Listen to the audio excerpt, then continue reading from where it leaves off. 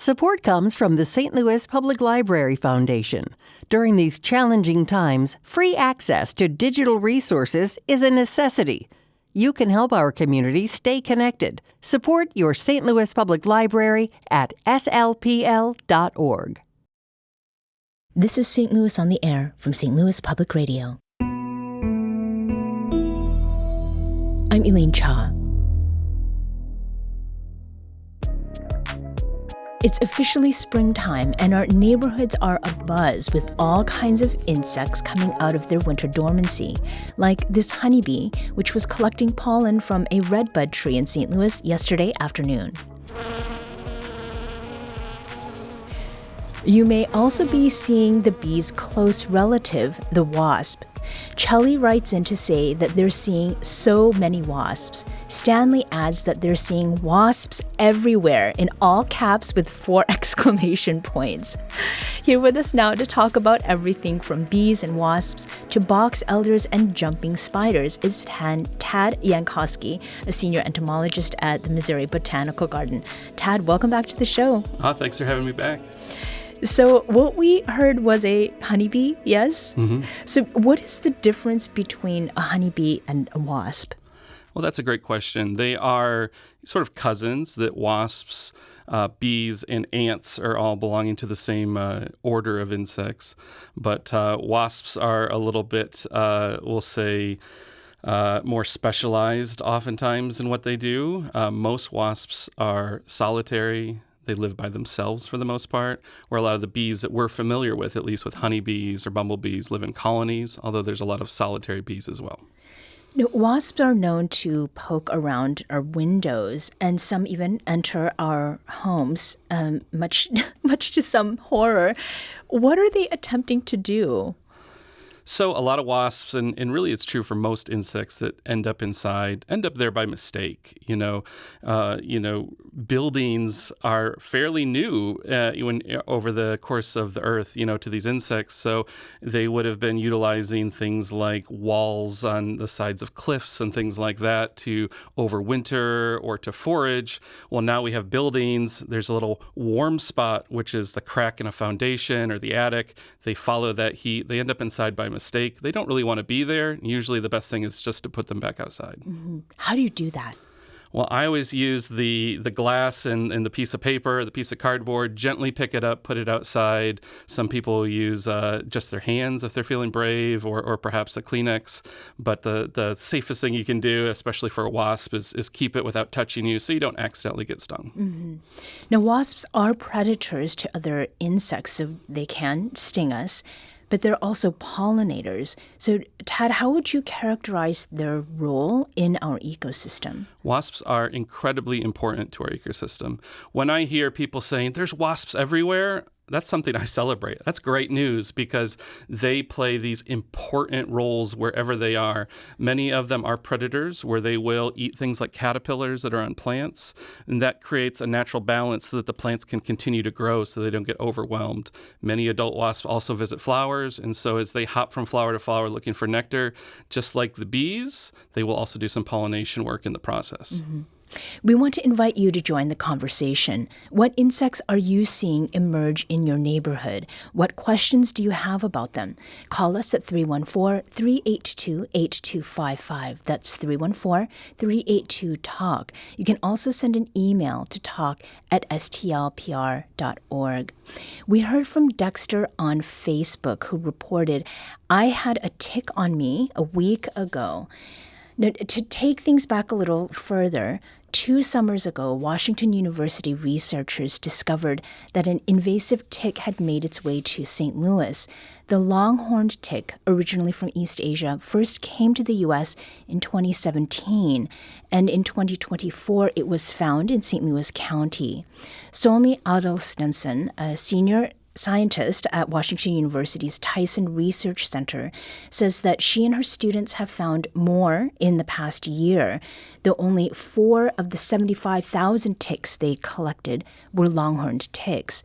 While that's not a lot, the female longhorned tick doesn't need a mate, apparently, in order to reproduce. and a single tick can lay hundreds to thousands of eggs. Solney says that within 2 to 3 years, they could find hundreds to thousands of longhorn ticks during their collection efforts. Because they can reproduce without mating, it doesn't take long for them to get a population going. The one thing with ticks is they do have a slow life history, so it takes them 2 to 3 years to become adults where they can actually reproduce. So the first time in 2024, my student found an adult female tick. But last year, we started finding some of the other stages, the immature stages. So we found a larval longhorn tick, and we found some nymphal ticks, which is the next stage. So what that means is that they likely are reproducing here, and we expect to find greater numbers in the future as we sample more and more in the region. Now, Solney added that Missouri's environment is pretty friendly to longhorn ticks.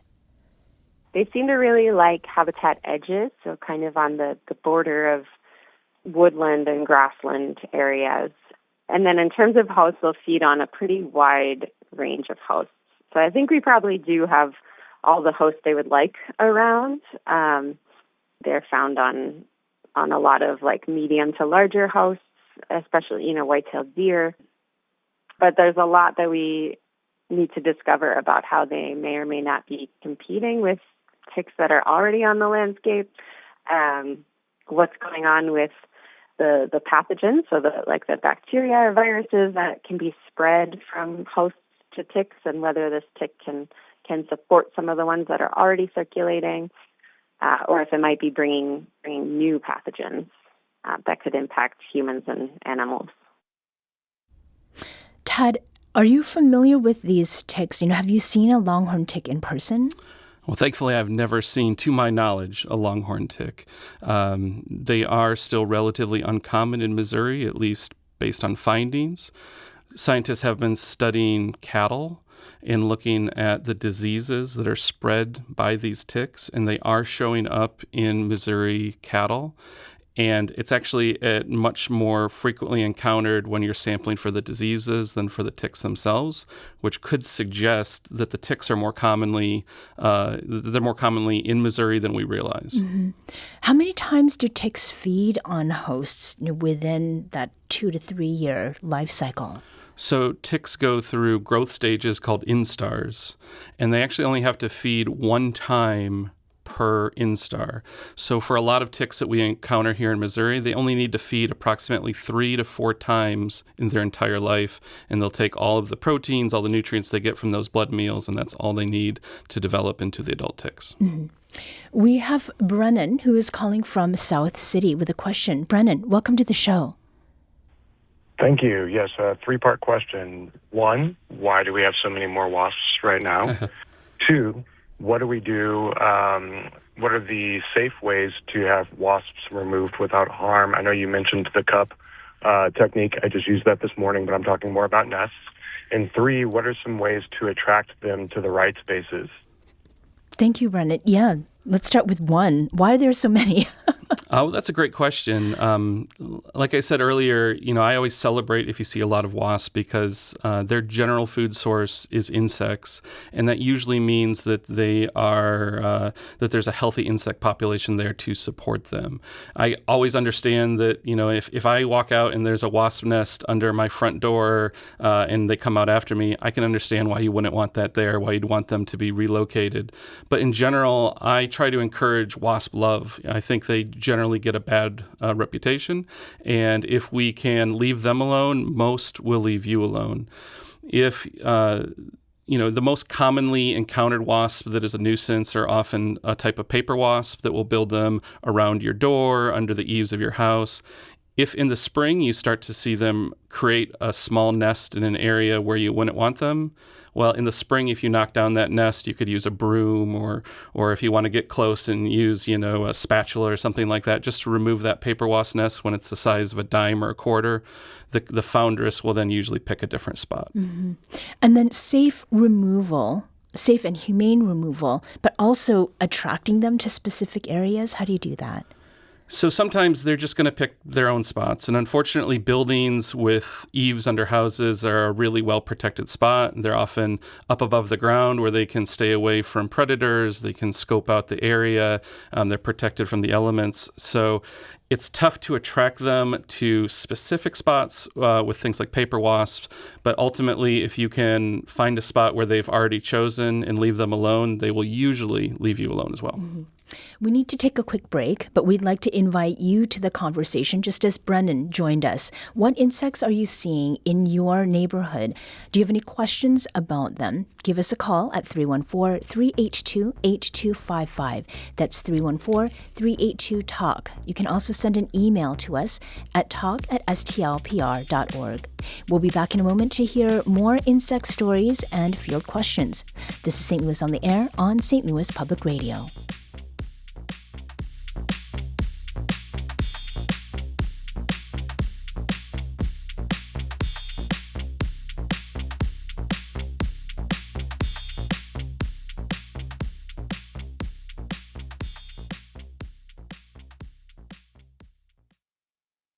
Support comes from Gemma, architects, planners, and designers seeking to bring joy to their clients and communities. Details at gemastl.com. Welcome back.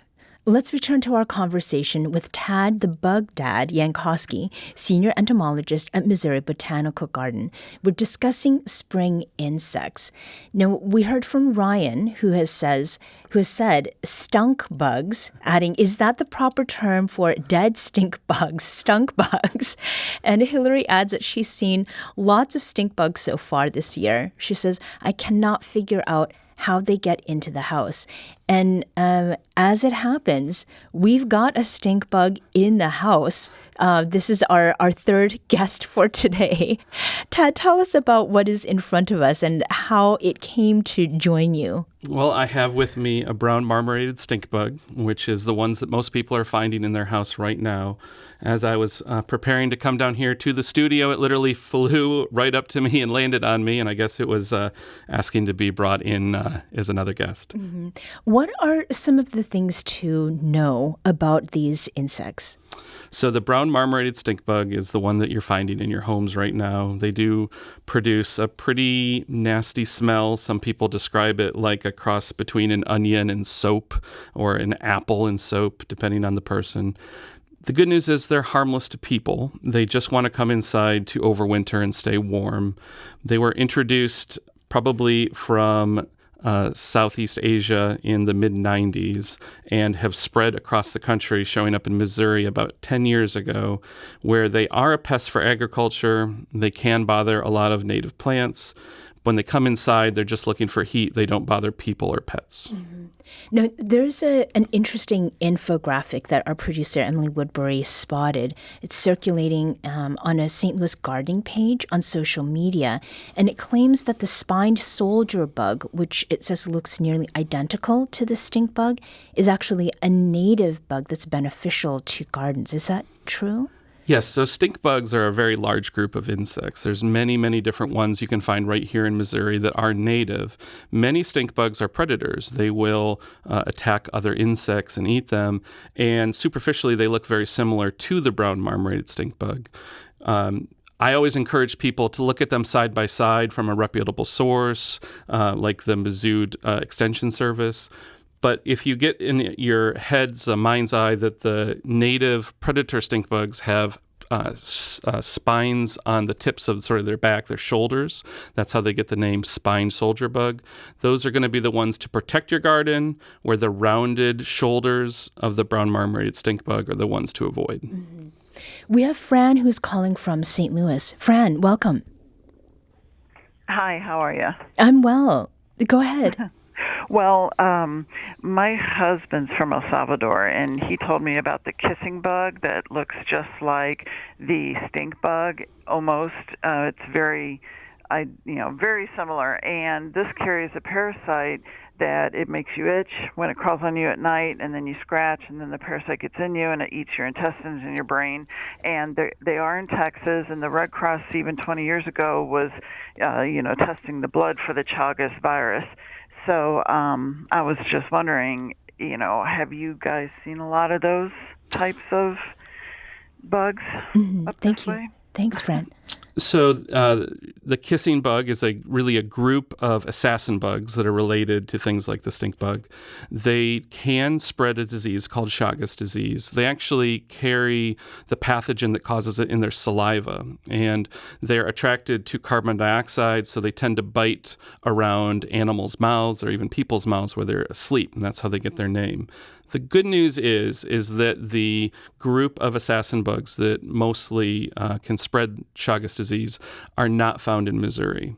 There are close relatives, ones that could theoretically perhaps spread the disease, that are found here, that are blood feeders. However, to my knowledge, there's only been one case of Chagas disease that was believed to have originated in Missouri. It was in the extreme south, and it may have been sort of a medical one-off, and it wasn't necessarily linked to the kissing bug. It is something to keep in mind as climate change perhaps will move some of these assassin bugs further north, but currently there's not any real risk of contracting Chagas disease from kissing bugs in Missouri. Fran, thank you for the question, and that is very reassuring to hear, Tad. Lori emailed us, "Help, I have an Asian beetle infestation. Every year they sneak inside the fall, then disappear when winter's over. But this year, they're still here and more numerous than ever." And Lori sent a picture of about 100 beetles within a few inches of her windowsill. I'm not going to describe how this looks. Why do they cluster around the windows, Tad? And are they trying to escape? Most likely, yes. So just like the stink bugs, the Asian ladybug will come through cracks in your foundation, through your attic, cracks under your doors and windows, seeking heat as a place to overwinter. And then they are inevitably attracted to the light, so they often end up on your kitchen windowsills. Both the brown marmorated stink bug and the Asian ladybug are not native. They are what I would consider pests that you can, sort of guilt-free dispose of. If you want to vacuum them up or put them in the trash, those are all good ways of dealing with them. So vacuum. I always say vacuum. There's always a chance that they'll produce some smelliness, but if you can deal with that and stomach it, that's a good way of sort of not having to handle them and deal with a big group of them. And the thing that distinguishes an Asian beetle from a ladybug is? Well, so that's a great question, and that's one of those infographics that often gets spread around online. They are ladybugs. And so the native ladybugs are being sort of replaced with these Asian ladybugs. There are fewer and fewer natives that we're seeing. If you're seeing them inside in large numbers, those are almost certainly the Asian ladybug or the multicolored Asian lady beetle, as it's sometimes described. And those are ones that you can either gather them up and put them outside or vacuum them or flush them. However you want to dispose of them is reasonable for those. However, they're probably here to stay, just like the stink bug. They're probably not going anywhere anytime soon. And it's best to keep them out of your home and learn to cohabitate with them if they do come in, because they're not going anywhere. Michelle is calling from St. Louis. Michelle, welcome. Hi, thank you. What is the best approach to take with small children who become terrified when a wasp or a bee is around, especially with that's going to happen all summer, rather than having them scream and run off? Michelle, I totally understand what you're talking about. I'm the adult who does that, and I have a child who also does the same. Tad.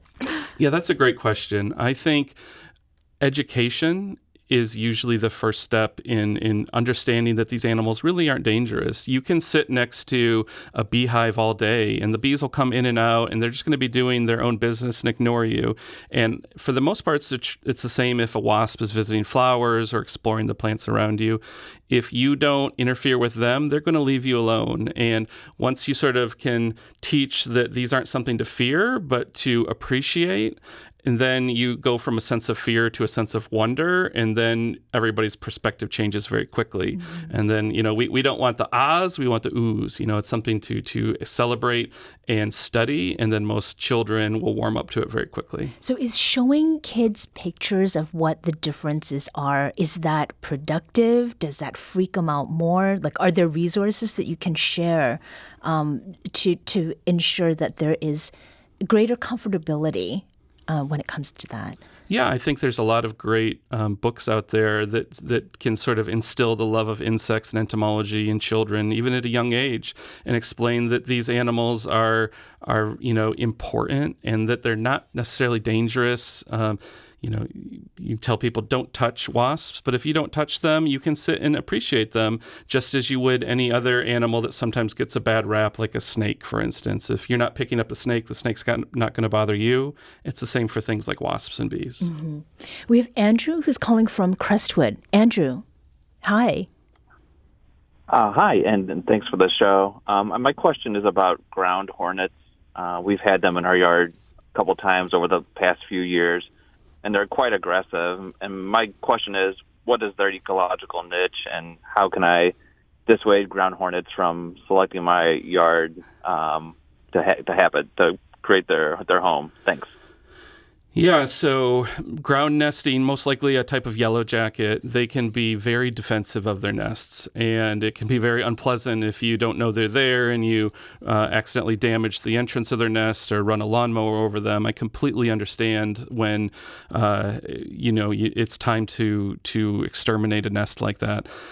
First thing we always say is if you can leave them alone, most of those nests do not survive the winter. And so if it's, perhaps late in the season and it's in an area where you can avoid it, often the problem will go away on its own. But sometimes they'll build the nest, under your front porch or something like that. There are some pesticides that are very good for hornets and yellow jackets that you can administer from a distance. I personally have used the vacuum cleaner method, where you take a shop vac and you put the hose on a long broom, and you basically just position the shop vac hose right outside their nest entrance and suck them up as they come in. That at least doesn't produce pesticides that would stay in the environment. But to answer your question about what ecological roles they do, these are very important consumers of things like caterpillars, especially. If you were to sit and watch a large yellow jacket nest, you'd be amazed at how many hundreds or even thousands of insects that they're bringing in to feed the colony, which are then, not eating your garden or the plants around your house. Thank you so much, Andrew. Is there some hotline or number that people can call if they're not sure about what they're seeing and they're thinking that they might be facing a potentially dangerous situation with particular insects? So the Mizzou Extension Service does offer assistance with insect identification. There's also a lot of websites and citizen science programs like iNaturalist, where you can take a photo of an insect and upload it. And between the automated AI of the software and also experts like me that will log on and help identify things, oftentimes people think they have something that's dangerous or something to be concerned about, when in reality it's a harmless or beneficial native insect. Tad, the bug dad Yankoski, is a senior entomologist at Missouri Botanical Garden. Tad, thanks for bugging us today. Thanks for having me.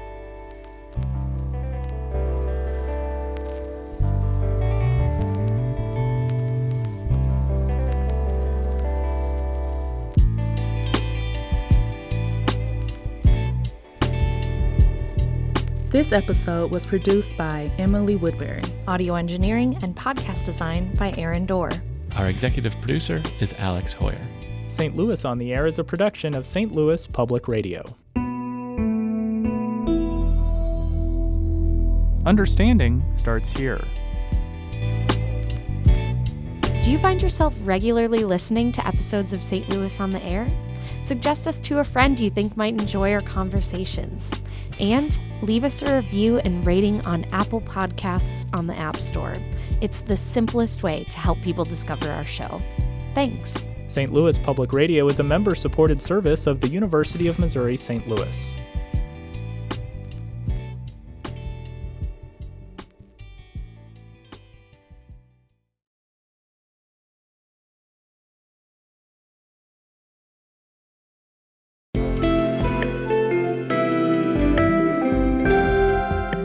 The Gateway brings you the day's news each weekday from around the St. Louis region and the state capitals in Jefferson City. Our schools are accredited.